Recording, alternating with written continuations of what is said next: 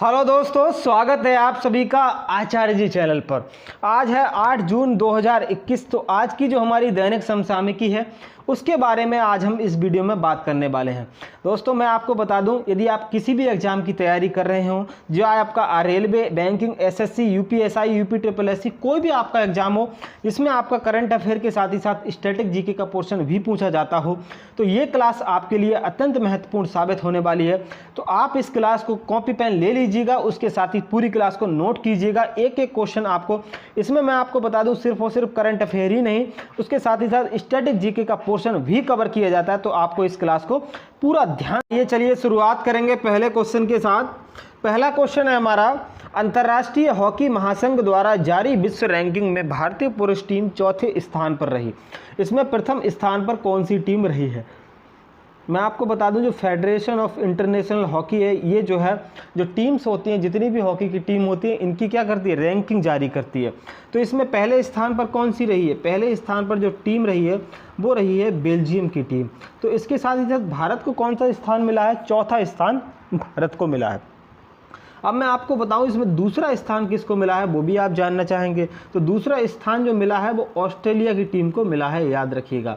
और तीसरा स्थान किसे मिला है वो यदि मैं आपको बता दूं, तो नीदरलैंड की जो टीम है उसको जो है थर्ड स्थान मिला है इसमें। और फोर्थ स्थान किसको मिला है? वो भारत की टीम को मिला है। तो रैंकिंग जारी की गई है।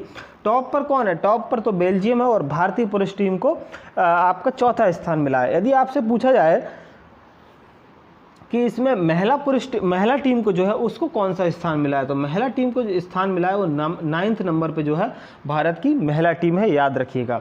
तो अंतर्राष्ट्रीय हॉकी महासंघ जो है, जब हम इसको फेडरेशन ऑफ इंटरनेशनल हॉकी के नाम से जानते हैं, इसकी स्थापना 1924 में हुई थी, याद रखिएगा। इसके अलावा मैं आपको बता दूं, इसका हेडक्वार्टर कहाँ स्थित है? तो इसका हेडक्वार्टर जो है आपका लुसाने, स्विट्जरलैंड में स्थित है, ध्यान रखिएगा। कहाँ स्थित है? लुसाने, स्विट्जरलैंड में जो है वो इसका हेडक्वार्टर स्थित है, याद रखना है आपको। अब इसके अध्यक्ष दोबारा कौन नियुक्त किए गए वो आपको बताना पड़ेगा।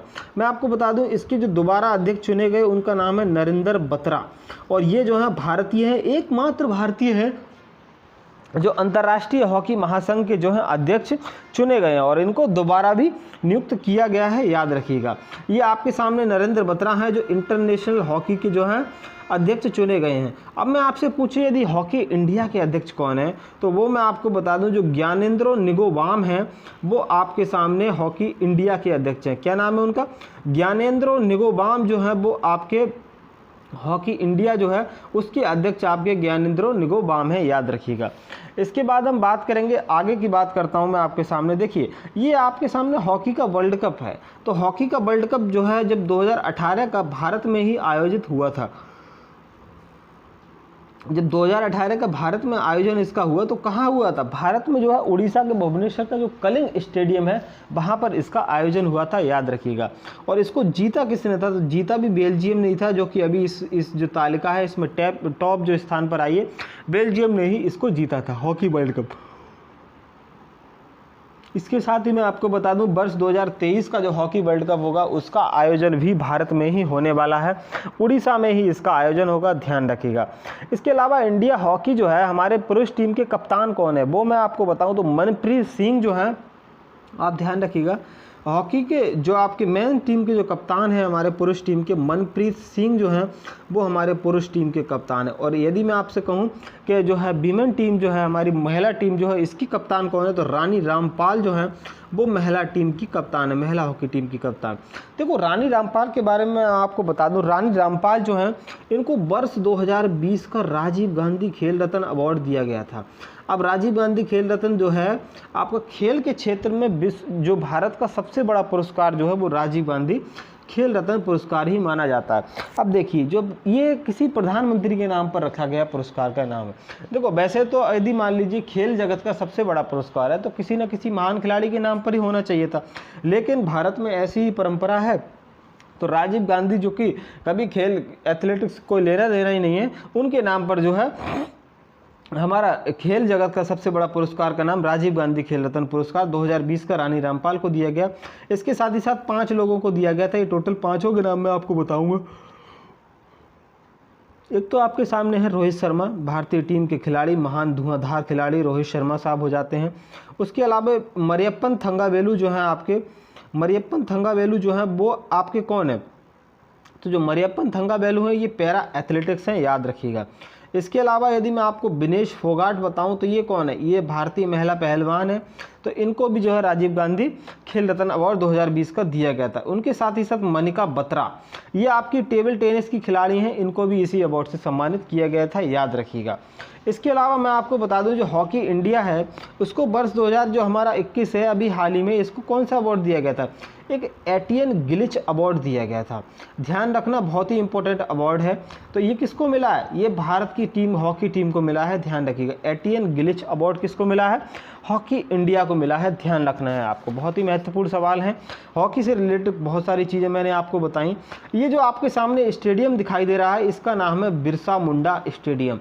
ये जो है भारत में हॉकी का सबसे बड़ा स्टेडियम बनाया जा रहा है, राउरकेला उड़ीसा में जो है इसको बनाया जा रहा है, ध्यान रखिएगा। भारत में हॉकी का सबसे बड़ा स्टेडियम होने वाला है, क्या नाम होगा इसका, बिरसा मुंडा स्टेडियम जो है इसका नाम होने वाला है।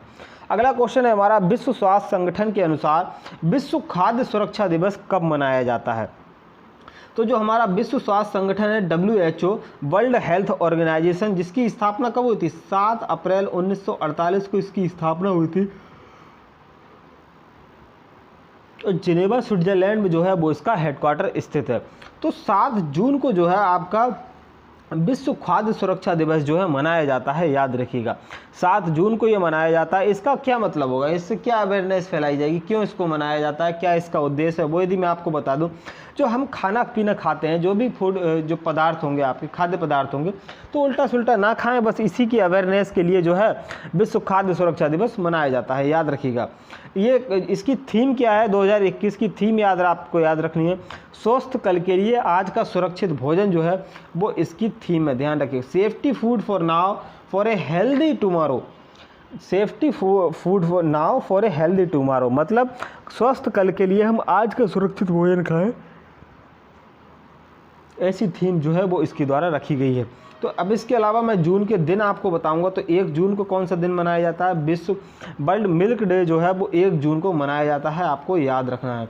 उसके अलावा 3 जून को जो है कौन सा दिन मनाया जाता है, तो विश्व साइकिल दिवस जो है वो इसी दिन मनाया जाता है, विश्व बाईसाइकिल दिवस, वर्ल्ड बाईसाइकिल डे इसी दिन मनाया जाता है। इसके साथ ही साथ मैं आपको बता दूं 5 जून अभी जो कि हाल ही में गुजरा है, तो इसको कौन सा दिन मनाया जाता है, विश्व पर्यावरण दिवस जो है वो इसी दिन मनाया जाता है, याद रखिएगा।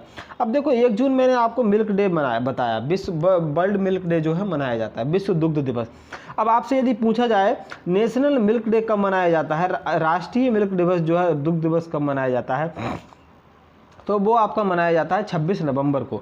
तो 26 नवंबर को डॉक्टर वर्गीज कुरियन जो है, जो भारत में दुग्ध क्रांति के जनक है, उनका जो है बर्थडे होता है, याद रखिएगा।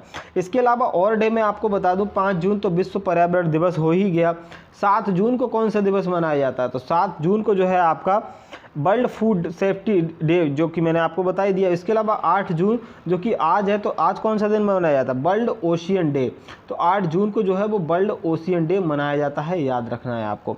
इसके साथ ही साथ 14 जून को जो है आपका विश्व रक्तदाता दिवस भी मनाया जाता है। और 21 जून को कौन सा दिवस मनाया जाता है, 21 जून को आपको मनाया जाता है विश्व योग दिवस, याद रखना बहुत ही इंपॉर्टेंट है, क्योंकि योग दिवस आपसे पूछा जाता है, जिसकी शुरुआत भारत ने ही करवाई थी। योग की शुरुआत, योग का विश्व गुरु कौन है, भारत ही तो योग का विश्व गुरु है, पुरानी परंपरा रही है भारत में, तो इसी चक्कर से इसमें मनाया गया। देखो ये आपके सामने है WHO के अध्यक्ष, बीच में जो बैठे हैं टेड्रोस एडनहोम, ध्यान रखिएगा, टेड्रोस एडनहोम WHO की यदि आपसे अध्यक्ष पूछा जाए तो कौन है, टेड्रोस एडनहोम। WHO की स्थापना मैंने अभी आपको बताई थी, 7 अप्रैल 1948 को इसकी स्थापना हुई थी।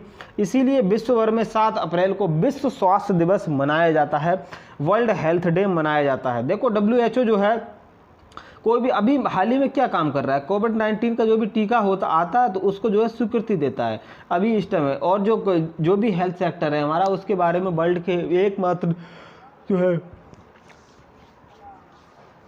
सबसे बड़ी जो ऑर्गेनाइजेशन है वो हमारी वर्ल्ड हेल्थ ऑर्गेनाइजेशन ही है, ध्यान रखिएगा। तो इसके अध्यक्ष कौन है, टेड्रोस एडनहोम साहब इसके अध्यक्ष हैं। इसके अलावा मैं आपको बता दूं इसके पहले CEO कौन बनाए गए, वो आपको याद रखने हैं। अनिल सोनी साहब जो हैं वो इसके पहले CEO बनाए गए थे। अनिल सोनी, WHO के पहले CEO अनिल सोनी बनाए गए थे।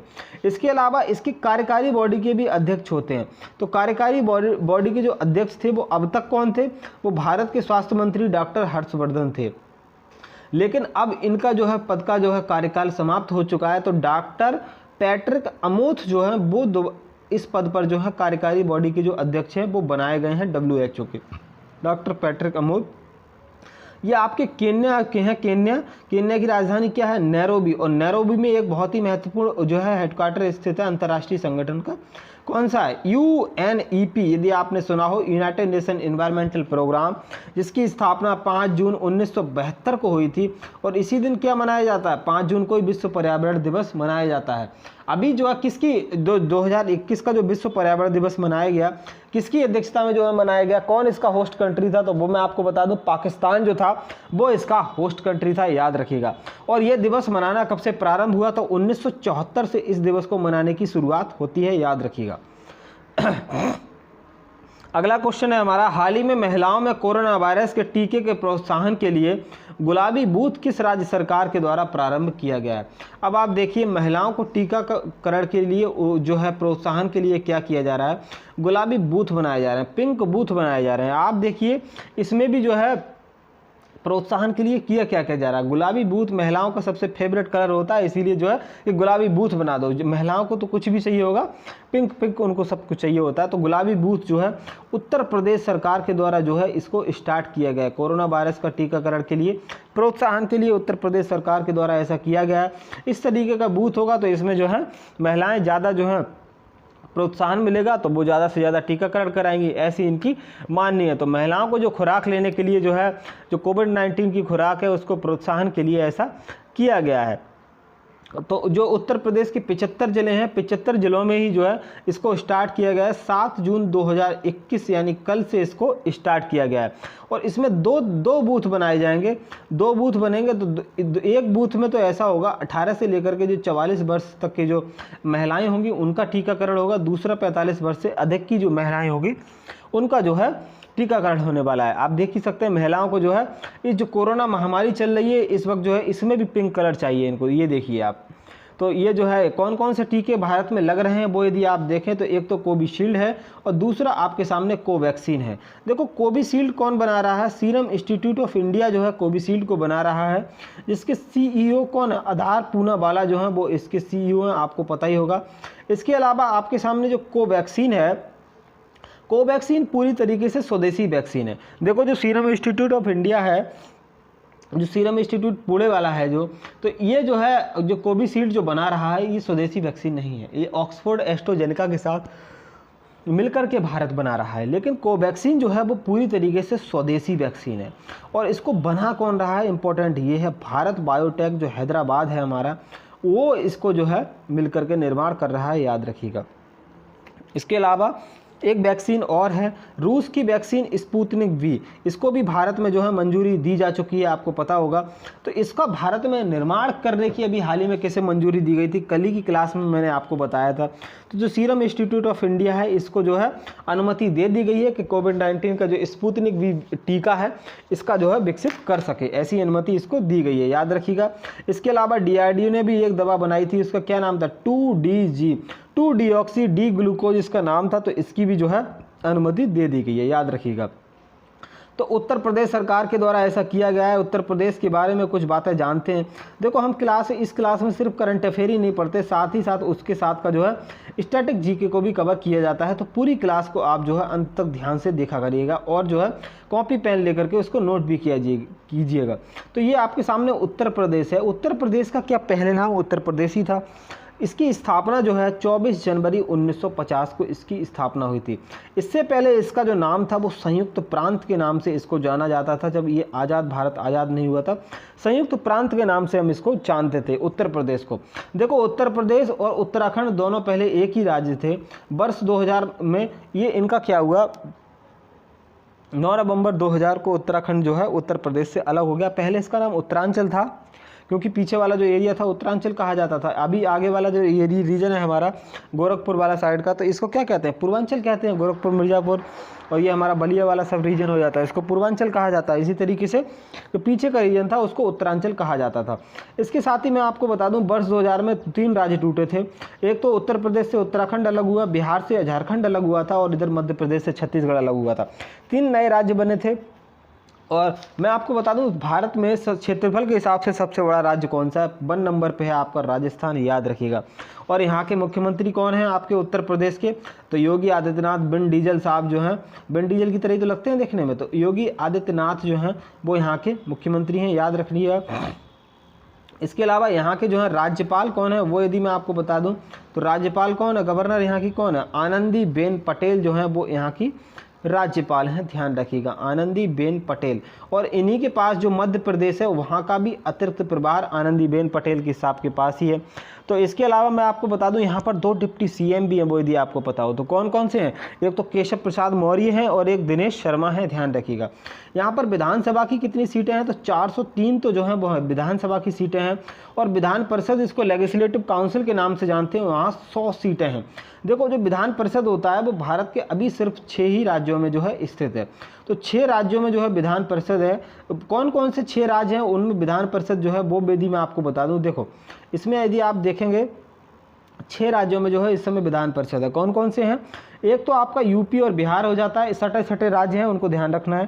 साथ ही साथ महाराष्ट्र और कर्नाटक, आंध्र प्रदेश और तेलंगाना, इन्हीं 6 राज्यों में जो है अभी हाल ही में जो है, हाल ही में क्या, इनमें पहले से ही जो है विधानसभा के साथ ही साथ विधान परिषद भी है, याद रखिएगा। इसके अलावा जो पश्चिम बंगाल है, पश्चिम बंगाल में भी ममता बनर्जी ने घोषणा की थी कि यहाँ पर भी जो है विधान परिषद का वो निर्माण करेंगी। अब आप मुझे ये बताइए विधान परिषद का निर्माण भारतीय संविधान के किस अनुच्छेद के अनुसार किया जा सकता है। मैं आपको बताऊं जो अनुच्छेद 169 है इसके द्वारा जो है विधान परिषद का निर्माण भी किया जाता है और विधान परिषद का विघटन भी किया जा सकता है। तो देखो विधान परिषद की सीटें उत्तर प्रदेश में कितनी है, 100 तो विधान परिषद की सीटें हैं। उत्तर प्रदेश ऐसा राज्य है जिसमें लोकसभा की सीट ले लो, चाहे राज्यसभा की सीट ले लो, चाहे विधानसभा, चाहे विधान परिषद, सर्वाधिक सीट यदि वाला राज्य यदि आपसे पूछा जाए तो उत्तर प्रदेश आप आंख बंद करके लगा दीजिएगा, क्योंकि उत्तर प्रदेश में सर्वाधिक लोकसभा की 80 सीटें हैं और राज्यसभा की सर्वाधिक जो है 31 सीटें हैं, और साथ ही साथ विधानसभा की भी सर्वाधिक 403। पूरे देश की बात हो रही है आपके सामने। ऑफिशियल लैंग्वेज यहाँ की क्या है मैं आपको बता दूँ, एक तो हिंदी यहाँ की ऑफिशियल लैंग्वेज है, साथ ही साथ उर्दू भी उत्तर प्रदेश की ही ऑफिशियल लैंग्वेज है, याद रखिएगा। यहाँ पर एकमात्र नेशनल पार्क है जिसका नाम है दुधवा नेशनल पार्क। कहाँ स्थित है, लखीमपुर खीरी, लखीमपुर खीरी में जो है वो ये आपका दुधवा नेशनल पार्क स्थित है, याद रखिएगा। अगला क्वेश्चन बात करेंगे, हाल ही में गुजरात में किस जगह को इलेक्ट्रिक व्हीकल सिटी के रूप में विकसित करने की घोषणा की गई। मैं आपको बता दूं हाल ही में अभी भारत की ज़रूरत क्या है, पेट्रोल के डीजल के दाम जो है बढ़ते जा रहे हैं, तो केंद्र सरकार है, सरकार से इसके पेट्रोल के दाम जो है कंट्रोल तो हो नहीं रहे हैं, तो ये क्या कह रहे हैं, आप जो है इलेक्ट्रिक व्हीकल पे जो है शिफ्ट हो जाइएगा। देखो इलेक्ट्रिक व्हीकल पे शिफ्ट होने की समस्या ये है, शिफ्ट तो हो जाए लेकिन इसके चार्जिंग स्टेशन जो है वो लोगों के लिए उपलब्ध नहीं है। यदि इसका इंफ्रास्ट्रक्चर ही नहीं होगा तो लोग इसके ऊपर शिफ्ट कैसे करेंगे। यदि मान लीजिए हर 10 किलोमीटर पर आप सोच के चलिए, हर 10 किलोमीटर पर आपके लिए चार्जिंग स्टेशन अवेलेबल हो, तो आप क्यों नहीं इलेक्ट्रिक बाइक लेंगे, इलेक्ट्रिक गाड़ी क्यों नहीं लेंगे। आप जो है इलेक्ट्रिक गाड़ी जानबूझ के लेंगे, क्यों लेना ही पड़ेगा, क्योंकि इससे क्या है, खर्चा बच रहा है इसमें। तो लेकिन सरकार जो है इसको इंफ्रास्ट्रक्चर इसका नहीं दे पा रही है, इसके कारण ये जो है इलेक्ट्रिक व्हीकल को उतना ज़्यादा बढ़ावा नहीं मिल पा रहा है जितना कि आज के समय में मिलना चाहिए। तो ये जो है केवड़िया जो आपका है गुजरात में, वहाँ से इसको शुरू किया गया है, इलेक्ट्रिक व्हीकल सिटी इसको बनाया गया है, क्योंकि जो इलेक्ट्रिक वाहन है उनमें तेज़ी आ सके, ऐसा इनका मानना है। यहाँ पर होगा क्या, इसमें कौन सी बैटरी यूज होती है, लिथियम आयन जो बैटरी होती है वही तो यूज होती है। तो लिथियम आयन बैटरी का जो है निर्माण होगा गुजरात के केवड़िया में। केवड़िया भाई है जहाँ पर सरदार वल्लभ भाई पटेल की सबसे ऊंची प्रतिमा स्टैच्यू ऑफ यूनिटी स्थित है। आप देख सकते हैं ये जो है विश्व की सबसे ऊंची प्रतिमा है। मैं यदि आपको बता दूं तो ये विश्व की सबसे ऊंची प्रतिमा है। इसको क्या नाम से हम जानते हैं, स्टैच्यू ऑफ यूनिटी। इसकी हाइट कितनी है वो मैं आपको बताऊं, 182 मीटर जो है वो इसकी हाइट है। और 182 मीटर ही क्यों, क्योंकि गुजरात में जो लोकसभा की सीटें हैं वो 182, विधानसभा की जो सीटें हैं वो 182 हैं, तो 182 ही इसकी मीटर ऊंचाई है, याद रखिएगा। सरदार वल्लभ भाई पटेल भारत के लौह पुरुष, उनकी ये प्रतिमा है। देखो सरदार वल्लभ भाई पटेल ने भारत को एकीकृत किया था। 526 के लगभग की रियासतें थी, उनको जो है इन्होंने एक किया। और जो गुजरात, जो आपका जूनागढ़ और जो हैदराबाद का मुद्दा था वो भी इन्होंने सुलझाया था। पूरे भारत, यदि सरदार वल्लभ भाई पटेल ना होते तो आज भारत पूरी तरीके से बिखरा हुआ भारत होता। आज जो एकत्रित और जो एकजुट भारत है वो आपको देखने को नहीं मिलता। तो सरदार वल्लभ भाई पटेल ऐसे महापुरुष को जो है नमन करना चाहिए। 31 अक्टूबर को इनकी जो होती है जन्मदिन होता है, तो 31 अक्टूबर को भारत में एकता दिवस भी मनाया जाता है, याद रखिएगा। एकता दिवस भारत में कब मनाया जाता है? 31 अक्टूबर को मनाया जाता है, आपको ये बात याद रखनी है। ये स्थित कहाँ है? स्थित तो आपको पता ही होगा, बताने की तो ज़रूरत है नहीं। वैसे गुजरात में नर्मदा नदी के तट पर जो है ये जो है आपकी स्टैचू ऑफ यूनिटी स्थित है। और इसके वास्तुकार कौन थे वो आपको बताना पड़ेगा, ये सबसे इंपॉर्टेंट क्वेश्चन है। इसके वास्तुकार जो थे वो राम सुतार जो है वो इसके वास्तुकार थे, याद रखिएगा। मैं आपसे पूछूं चंडीगढ़ का वास्तुकार कौन था, तो चंडीगढ़ का जो वास्तुकार था आपका ली कार्बूशियर जो है वो चंडीगढ़ के वास्तुकार थे, याद रखिएगा। ये जो है वर्ल्ड टॉलेस्ट स्टैचू है, विश्व का सबसे ऊंचा जो है स्टैचू आपके सामने 182 मीटर है, आपका भारत में स्थित है। और स्प्रिंग टेम्पल बुद्धा ये चाइना में है, 128 मीटर है।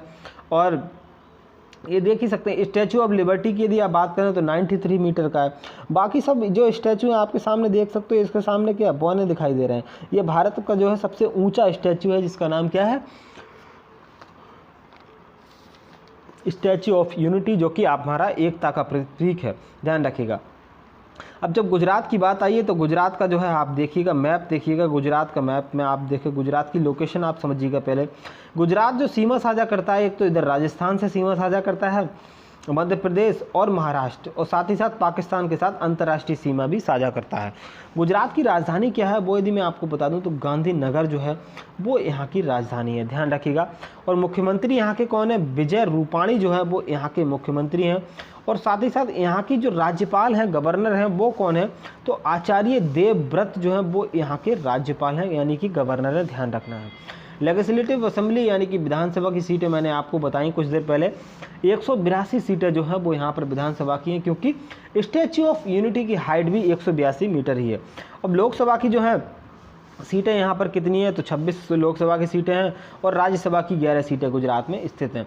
ये जो आपको दिखाई दे रहे हैं एशियाई शेर, एशियाटिक लॉयन, ये देखिए सिंह आपके सामने बैठे हुए हैं, एशियाटिक शेर हैं आपके सामने, एशियाई शेर। ये गुजरात में एक गिर नेशनल पार्क है, वहाँ पर जो है सर्वाधिक पाए जाते हैं, ध्यान रखना, गिर नेशनल पार्क। इसके अलावा मैं आपको बता दूं गुजरात में नेशनल पार्क कौन कौन से हैं। एक तो आपको गिर नेशनल पार्क हो ही गया। इसके अलावा मैं आपको और बताऊं, देखो गिर हो जाता है, गिर के अलावा मरीन जो कि समुद्री नेशनल पार्क है वो भी यहीं पर है। और इसके अलावा और नेशनल पार्क बताऊं तो ब्लैक बक और बंसदा, ब्लैक बक हो जाता है। और साथ ही साथ एक वंशदा नेशनल पार्क, ये भी आपके गुजरात में ही स्थित है, ध्यान रखना है। अगला क्वेश्चन बात करेंगे, हाल ही में छात्रों को मुफ्त कोचिंग के लिए मुख्यमंत्री अनुप्रति कोचिंग योजना किस राज्य सरकार के द्वारा शुरू की गई? मैं आपको बता दूं छात्रों को मुफ्त कोचिंग के लिए जो मुख्यमंत्री अनुप्रति कोचिंग योजना है वो राजस्थान राज्य सरकार के द्वारा शुरू की गई। इसमें होगा क्या, जिनकी आय जो है 8 लाख से नीचे की जो आय है उनको मुफ्त कोचिंग दी जाएगी। इसका योजना का जो है लोग लाभ उठा सकेंगे, जो स्टूडेंट्स हैं वो लाभ उठाएंगे। देखो जो सिविल सर्विसेज की जो परीक्षाएं होती हैं उनकी भी तैयारी कराई जाएगी इसमें, बाकी अन्य जो एग्जाम्स होते हैं उनकी भी इसमें तैयारी कराई जाएगी। अब ऐसी ही योजना एक उत्तर प्रदेश सरकार के द्वारा शुरू की गई थी, उसका नाम क्या था? अभ्युदय योजना जो है वो उत्तर प्रदेश सरकार के द्वारा शुरू की गई थी, उसमें भी कोचिंग स्टार्ट की गई थी उत्तर प्रदेश में।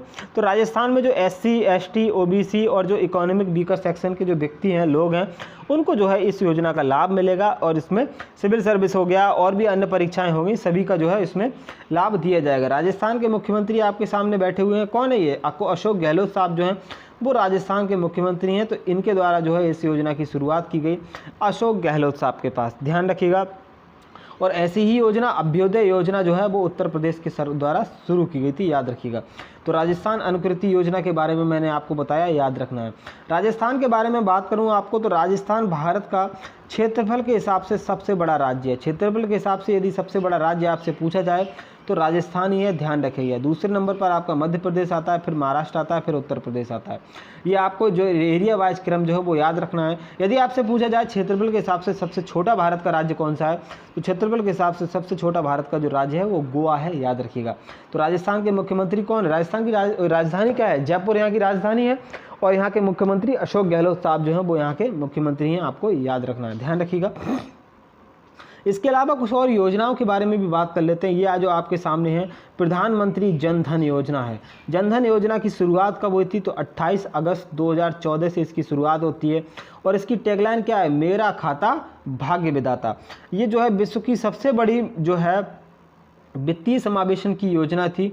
तो इसमें जो है सबसे ज़्यादा जो है खाते खोले गए थे। मेरा खाता भाग्य विधाता जो है इसकी टैगलाइन थी, याद रखिएगा, और जनधन योजना की। उसके अलावा प्रधानमंत्री उज्ज्वला योजना की बात करूं तो इसमें ये स्टार्ट कब हुई थी? 1 मई 2016 को ये स्टार्ट हुई थी, और जो बलिया उत्तर प्रदेश है वहाँ से इसको स्टार्ट किया गया था। और इसमें क्या हुआ था? जो सिलेंडर हैं, मुफ्त LPG सिलेंडर हैं जो कि बांटे गए थे, उसका जो है जो मुफ्त LPG सिलेंडर है वो बांटे गए थे। इसको जो इसका टैगलाइन क्या था? स्वस्थ धरा, इसका जो स्वच्छ ईंधन बेहतर जीवन जो है वो इसकी टैगलाइन थी, क्योंकि इसमें जो है LPG सिलेंडर जो है बांटे गए थे उज्ज्वला योजना के तहत, ध्यान रखिएगा। और इसको शुरुआत कहाँ से किया गया था? बलिया उत्तर प्रदेश से, याद रखिएगा। उसके अलावा आयुष्मान भारत योजना की यदि मैं बात करूँ तो 23 सितंबर 2018 से उसको स्टार्ट किया गया।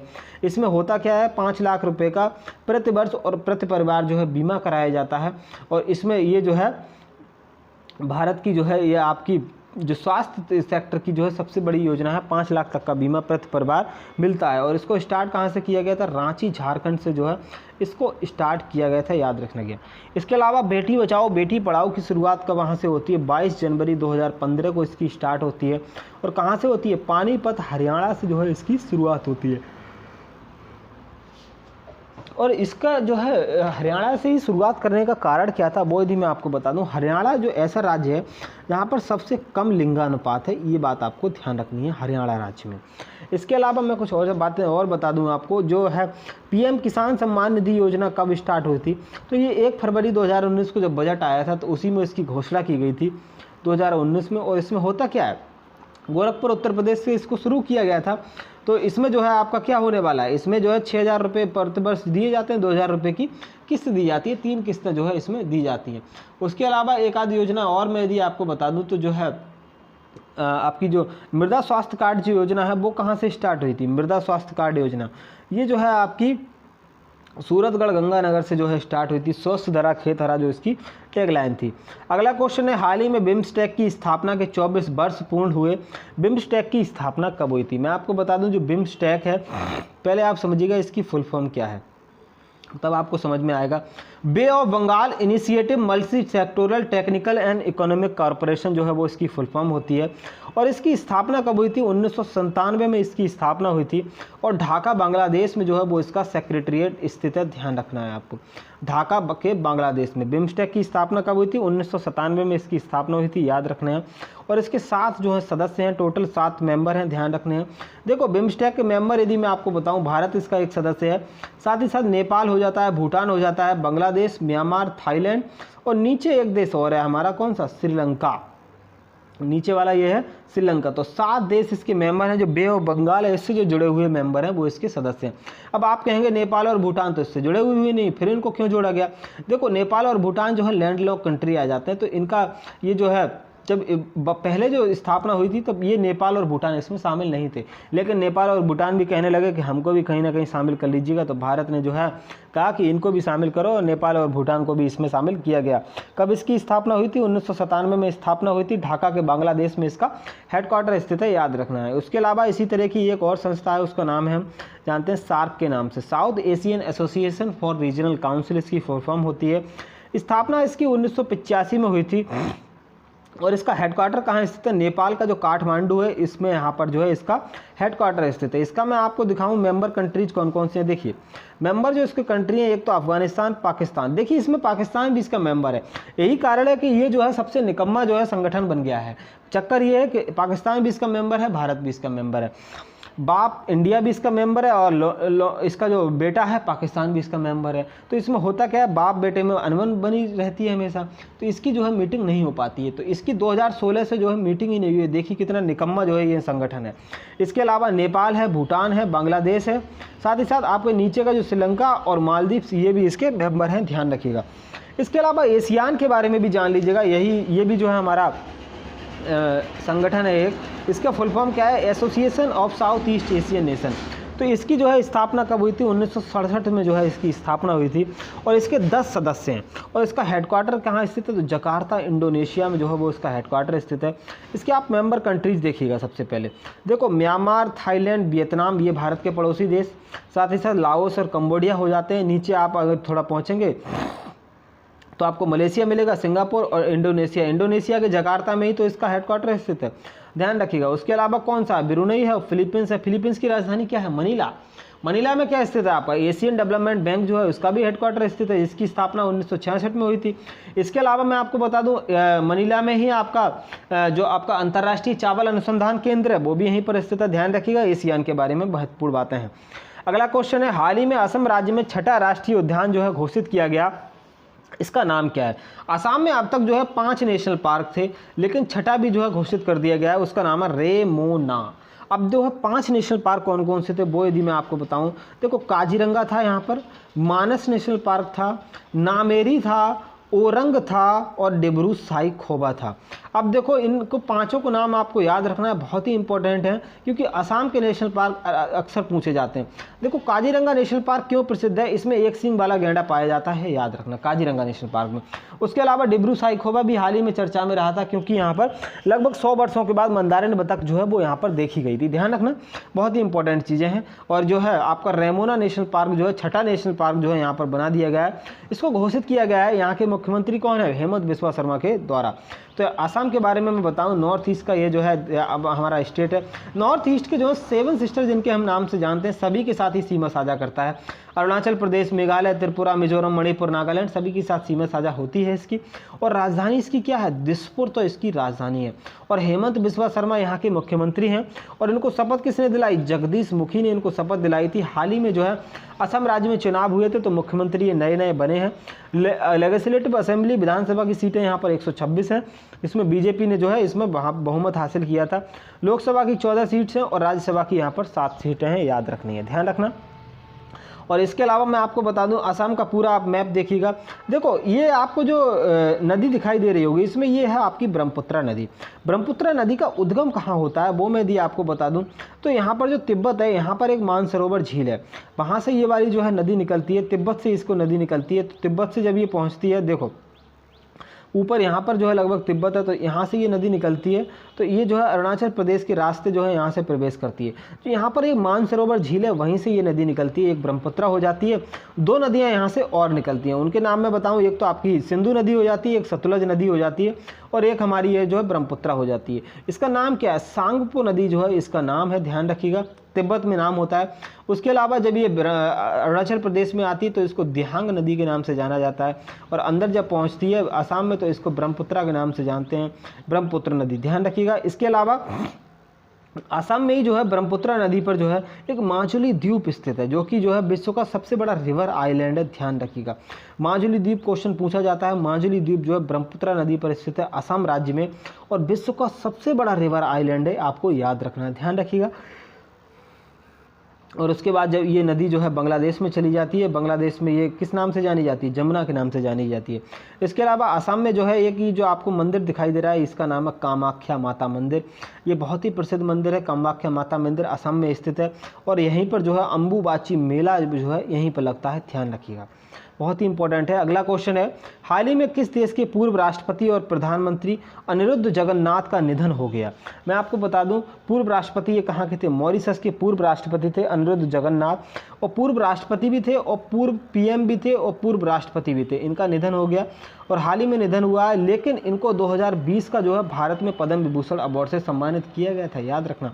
2020 का पद्म विभूषण भारत का दूसरा सर्वोच्च नागरिक सम्मान किनको दिया गया था? अनिरुद्ध जगन्नाथ को भी दिया गया था। ध्यान रखना है, मॉरिशस के ये पूर्व प्रधानमंत्री थे। इन्हीं के बेटे हैं प्रवीण जगन्नाथ, जो है वो अभी यहाँ के जो है कौन है, प्रधानमंत्री हैं। तो 2020 का पद्म विभूषण दिया गया था। इसके अलावा पद्म विभूषण 2021 का एक विदेशी किसको दिया गया? जो शिंजो आबे हैं, जो जापान के पूर्व प्रधानमंत्री, इनको भी जो है दिया गया, याद रखिएगा। मॉरिशस, ये मॉरिशस है आपके सामने इंडियन ओशियन में, आप देख लीजिएगा। पोर्ट लुइस जो है वो यहाँ की राजधानी है, ध्यान रखिएगा। इंडियन ओशियन का कंट्री है, मॉरिशस हो जाता है। मेडागास्कर है आपका, मेडागास्कर के साथ ही साथ यहाँ पर आपको जो है मलेशिया पड़ जाता है, मालदीव यहाँ पे पड़ता है। तो ये सब जो है इंडियन ओशियन के हैं। पोर्ट लुइस में आप मॉरिशस के बारे में एक बात बता दूँ आपको, यहाँ पर क्या हुआ, एक टैंकर में तेल रिसाव हो गया था, उसके कारण यहाँ पर जो है इमरजेंसी भी, आपातकाल भी घोषित किया गया था। आप इसकी यदि जूम करके देखना चाहते हैं तो मॉरिशस आपके सामने है, इंडियन ओशियन का देश है, ध्यान रखिएगा। अगला क्वेश्चन है, हाल ही में किस राज्य सरकार ने नॉलेज इकोनॉमी मिशन शुरुआत करने की घोषणा की? मैं आपको बता दूं, नॉलेज इकोनॉमी मिशन जो है नौकरी की संभावना जिसमें तलाशी जा सकेंगे। देखो, नौकरी वैसे तो लोगों को मिल नहीं रही है, अब तो नौकरी की संभावना ही मिल जाए। तो नौकरी की संभावना जो है कहाँ मिलेगी? केरल राज्य में भी। वैसे केरल राज्य में आपको बता दूं पढ़ा लिखा कंट्री है, साक्षरता के मामले में नंबर 1 हमारा राज्य है। तो केरल के द्वारा इसकी घोषणा की गई, जो है नॉलेज इकोनॉमी मिशन शुरुआत करने की बात कही गई। तो केरल की राजधानी क्या है? तिरुवनंतपुरम जो है हमारी यहाँ की राजधानी है केरल की, ध्यान रखिएगा, तिरुवनंतपुरम। इसके अलावा केरल के अभी हाल ही में मुख्यमंत्री कौन चुने गए थे? पिनराई विजयन जो है वो यहाँ पर मुख्यमंत्री बने। इनको शपथ किसने दिलाई थी? तो मोहम्मद आरिफ खान जो यहाँ के गवर्नर हैं, उनके द्वारा इनको शपथ दिलाई गई। किनके द्वारा? मोहम्मद आरिफ खान के द्वारा इनको शपथ दिलाई गई थी। बहुत ही इंपॉर्टेंट सवाल है, ध्यान रखना है आपको। केरल राज्य के बारे में आप देखिएगा, ये वाला हमारा केरल राज्य हो जाता है। तिरुवनंतपुरम यहाँ की राजधानी है। इसके अलावा मैं आपको बता दूँ, सबरीमाला मंदिर जो है वो कहाँ स्थित है? सबरीमाला मंदिर भी केरल में ही स्थित है। उसके अलावा पद्मनाभ स्वामी मंदिर में यदि आपको बताऊं तो वो भी आपका कहाँ स्थित है? केरल में ही स्थित है। इसके अलावा इडुक्की बांध यदि आपसे पूछा जाए तो पेरियार नदी पर केरल में ही स्थित है। ये जो आपके सामने दिखाई दे रहा है ये है सबरीमाला मंदिर। इसमें जो है लॉर्ड अयप्पा का ये मंदिर है। इसमें महिलाओं के प्रवेश पर जो है रोक है। सुप्रीम कोर्ट ने आदेश भी दिया था महिलाओं के प्रवेश का, लेकिन इसमें महिलाओं का प्रवेश अभी तक नहीं हो सका है, ध्यान रखिएगा। अगला क्वेश्चन है, हाल ही में जारी सतत विकास रिपोर्ट 2020 के अनुसार भारत की रैंक कौन सी है? जो सस्टेनेबल डेवलपमेंट गोल्स होते हैं वो अभी मैंने आपको 5 जून पर्यावरण दिवस पे भी बताए थे। तो 17 गोल होते हैं। 17 गोल जो है संयुक्त राष्ट्र के द्वारा घोषित किए गए हैं कि 2015 से 2030 के बीच इनको जो है हासिल करना है। तो 17 गोल होते हैं। तो 17 गोल जो है इसमें भारत की रैंक क्या रही है? तो भारत की 117वीं इसमें रैंक रही है। और नंबर 1 पे कौन रहा है वो यदि मैं आपको बता दूँ तो 17 में जो नंबर 1 पे जो रहा है स्वीडन है, जो जलवायु के मामले में बेहतरीन काम करता है, वो नंबर 1 पे रहा है। स्वीडन की कौन है? स्वीडन की पर्यावरण जलवायु कार्यकर्ता जो है आपकी ग्रेटा थनबर्ग, आप उनको जानते होंगे, बहुत ही ज़्यादा मशहूर हैं। याद रखिएगा 2020 के अनुसार भारत 117 पे है, 115 पे था पिछले वर्ष। तो इसको जो है 2 स्थान का जो है भारत को नुकसान हुआ है, ध्यान रखिएगा। इसके अलावा 5 जून को जो विश्व पर्यावरण दिवस मनाया गया था तो उसमें भी सस्टेनेबल डेवलपमेंट गोल की ही बात की गई थी। तो 17 गोल होते हैं। इनका लक्ष्य क्या है? 2030 तक इन लक्ष्यों को हमें पाना है, ध्यान रखिएगा। इसके अलावा मैं आपको बता दूं सस्टेनेबल डेवलपमेंट जो गोल्स हैं वो हमारे नीति आयोग के द्वारा राज्यों के लिए भी जारी किए गए थे। एक तो हमारे देश वाइज जो जारी होते हैं, तो नीति आयोग के द्वारा भी हाल ही में रैंकिंग जारी की गई थी नीति आयोग के द्वारा। तो इसमें टॉप पर कौन था? हमारा केरल राज्य जो था वो नंबर 1 पे था, उसने सर्वाधिक जो है प्राप्त किए। देखो जो सस्टेनेबल डेवलपमेंट गोल है उनका मतलब यही होता है, यदि मान लीजिए ये आपका क्षेत्र है, इसमें आप विकास कर रहे हैं तो पर्यावरण को आप जो है बीच में रखिएगा। यदि आप पर्यावरण को नहीं बचाएंगे तो आपके विकास का कोई भी मतलब नहीं रह जाता है। तो अगर लास्ट की बात करूं तो जिया वो बिहार के लाला, रिंकिया के पापा बिहार जो है सबसे नीचे है, नीचे से टॉप मारा है इसने। तो यूनाइटेड नेशन के द्वारा इसका कहा गया। तो नीति आयोग की स्थापना कब हुई थी? 1 जनवरी सन 2015 में नीति आयोग की स्थापना हुई थी। अध्यक्ष इसके खुद प्रधानमंत्री होते हैं, CEO इसके अमिताभ कांत हैं, उपाध्यक्ष इसके राजीव कुमार हैं, याद रखना है, बहुत ही इंपॉर्टेंट सवाल है। यूनाइटेड नेशन के द्वारा इसकी घोषणा की गई, जो 17 गोल निर्धारित किए गए। यूनाइटेड नेशन की स्थापना कब हुई थी? 24 अक्टूबर 1945 को यूनाइटेड नेशन की स्थापना हुई थी। और न्यूयॉर्क सिटी में जो है इसका हेडक्वार्टर स्थित है। उसके अलावा इसके महासचिव कौन है? एंटोनियो गुतरेस जो हैं वो इसके महासचिव हैं, ध्यान रखना है। यूनाइटेड नेशन के बारे में बहुत ही महत्वपूर्ण संस्था है, याद रखिएगा। इसके अलावा कुछ और रैंकिंग में यदि आपको बता दूं, हाल ही में जो जारी हुई ह्यूमन डेवलपमेंट इंडेक्स HDI के नाम से हम जिसको जानते हैं, उसमें रैंक में उसमें जो है भारत की रैंकिंग क्या थी? 131वीं भारत की रैंकिंग थी। 3 इसमें आधार होते हैं, एक तो प्रति व्यक्ति आय होती है, जीवन प्रत्याशा और साथ ही साथ प्रति आय, जीवन प्रत्याशा और साक्षरता। 3 इसमें जो है मेन तीन प्रारूपों के आधार पर जो है 3 मुद्दों के आधार पर जो है इस रैंक को जारी किया जाता है, ध्यान रखिएगा। तो ये सब चीज़ें हैं जो आज का मैंने आपको पूरा करंट अफेयर बताया है। आप इसको जो है पूरा रिवाइज कीजिएगा अच्छे से। यदि आप इस क्लास को 2 बार सुन लेंगे तो आपको ये जो है सारे के सारे करंट अफेयर के क्वेश्चन जो है याद हो जाएंगे। दोस्तों मैंने जैसा कि आपको पहले ही बताया था, इसमें हम सिर्फ करंट अफेयर ही नहीं करते हैं, करंट अफेयर के साथ ही साथ स्टैटिक जीके का पोर्शन भी कवर किया जाता है। दोस्तों यदि आप जो है मेरी क्लासेस की PDF प्राप्त करना चाहते हैं तो ये टेलीग्राम चैनल की लिंक है, इससे आप जुड़ करके डेली PDF प्राप्त कर सकते हैं।